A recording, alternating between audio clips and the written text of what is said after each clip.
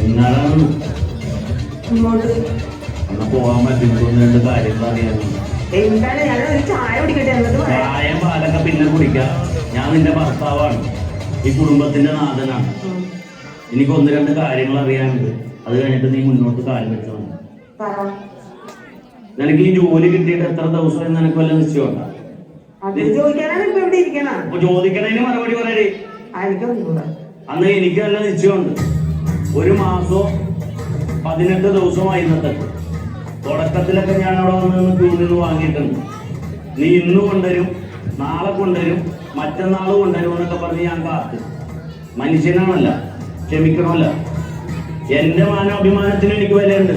എനിക്കും പുറത്തോട്ട് ഇറങ്ങി നടക്കണം. എത്ര കാശ് പിരിവിട്ടാണ് ആ പാവങ്ങൾ എനിക്ക് സ്വീകരണം തന്നത്. ഞാൻ അവർക്ക് കൊടുത്ത വാക്കിനൊരു വിലയില്ല.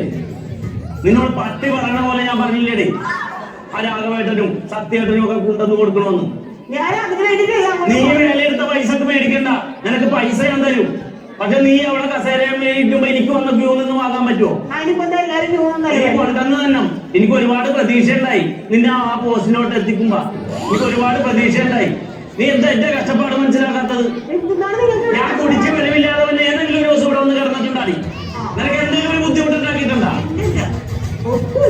ഉദ്യോഗസ്ഥ നടക്കണം.